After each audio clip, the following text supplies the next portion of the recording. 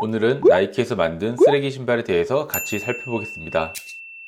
안녕하세요, 레온입니다. 최근 탄소 발자국, 지속 가능성이라는 말들을 주변에서 한 번씩은 들어보셨을 건데요. 과학기술이 점점 발달할수록 반대로 자연을 착취하고 파괴해서 지구의 생태계가 무너지고 있다고 하는데, 지금의 아름다운 지구, 자연을 후손에게 물려주기 위해 지속 가능성에 대한 연구가 모든 산업 및 경제 활동에 초점을 맞추고 있습니다. 그래서 많은 스포츠 브랜드에서도 재활용한 모델과 다양한 시도를 하고 있는데, 오늘은 그중 가장 최근에 발매한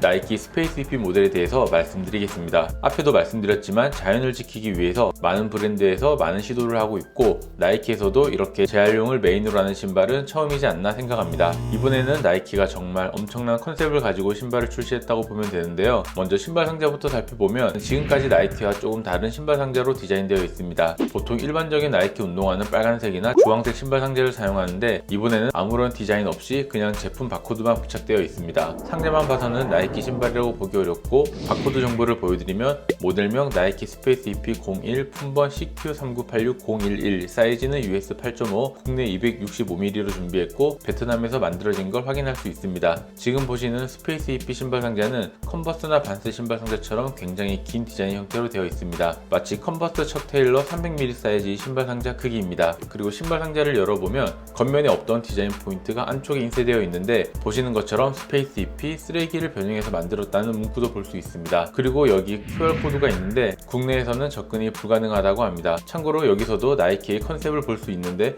여기 프린트는 모두 수성 인쇄로 되어 있어서 친환경적으로 만들어졌다고 합니다. 그리고 또 하나의 컨셉이라면, 이 신발을 온라인으로 구매하면 이중 포장으로 택배가 오는 게 아니라 여기 신발 상자에 바로 테이핑을 해서 배송된다고 합니다. 아마 배송에 사용되는 포장지를 줄이기 위한 것 같은데, 지금 보시는 이 모델은 오프라인 판매 제품이라서 테이프의 자국이 남아있지는 않습니다. 신발 속지는 일반적인 운동화와 비슷해 보이고요. 신발 하나에 하나씩 감싸져 있습니다. 그럼 신발을 꺼내보면 진짜 뭔가 쓰레기로 만든 것 같은 스페이스 EP 모델을 볼 수 있습니다. 그리고 참고로 이 스페이스 EP 시리즈는 신발 주머니도 같이 들어가 있는데, 뭔가 신발을 만들다 남은 자재를 사용한 느낌입니다. 그냥 에코백 개념으로 들고 다니기에 좋아 보입니다.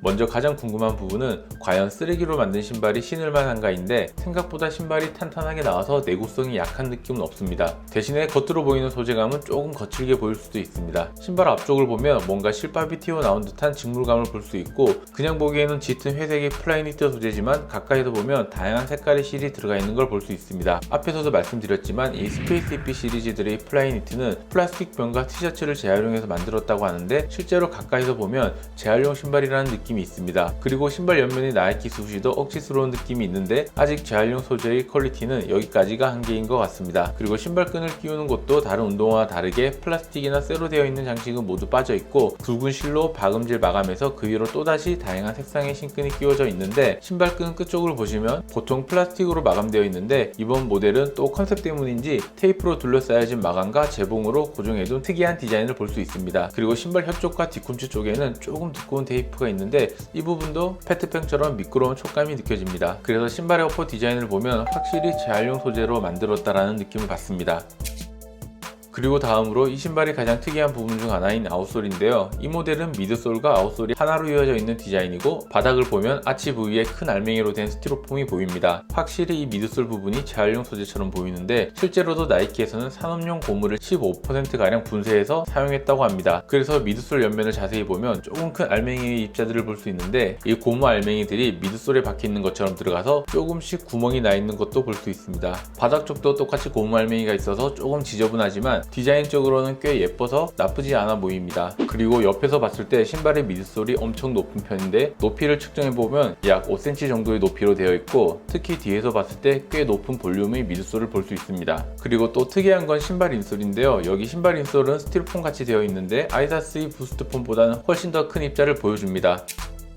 마지막으로 스페이스 EP 모델의 착화감을 말씀드리겠습니다. 가장 먼저 궁금하신 쿠셔닝부터 말씀드리면, 그렇게 푹신하다는 느낌은 없습니다. 살짝 쫀득한 느낌이 느껴질 정도에 가깝고, 울트라 부스트에 비해서는 덜 푹신한 느낌입니다. 탄력을 적당히 느낄 수 있을 정도의 쿠셔닝 정도로 볼 수 있습니다. 또 눈으로 보는 것만큼 실제로도 굽이 굉장히 높게 느껴지고, 신발 앞쪽까지 계속해서 높은 프로파일을 제공해서 마치 리액트 인피니티 런처럼 신발 앞쪽까지 팽팽한 오프셋을 느낄 수 있습니다. 그리고 플라스틱 병으로 만든 이 플래니트 어퍼 소재 소재는 생각보다 발등이 낮고 발볼이 타이트하게 되어 있습니다. 저는 일명 칼발에 가까운 편인데 그래도 볼가등이 꽤 타이트하고 여기 발등 부위 디자인 디테일이 발을 강하게 압박하고 있습니다. 대신에 길이감은 조금 여유가 있는 편인 것 같지만 톱박스 끝으로 갈수록 낮아져서 발가락이 튀어나올 수 있기 때문에 이번 스페이스 EP 모델은 반업으로 가서 볼에 맞춰서 여유있게 신는 걸 추천합니다. 제 기준에서는 베이퍼맥스, 조던1, 이지 350과 같은 사이즈로 가는 게 좋아 보입니다. 그리고 신었을 때 느껴지는 디자인적인 부분을 말씀드리면 이번 스페이스 EP 모델은 러닝화 디자인으로 나온 모델이기 때문에 하늘색 색감과 얇은 조직감 그리고 날렵한 실루엣이 여름에 신기 좋은 디자인이라고 생각합니다.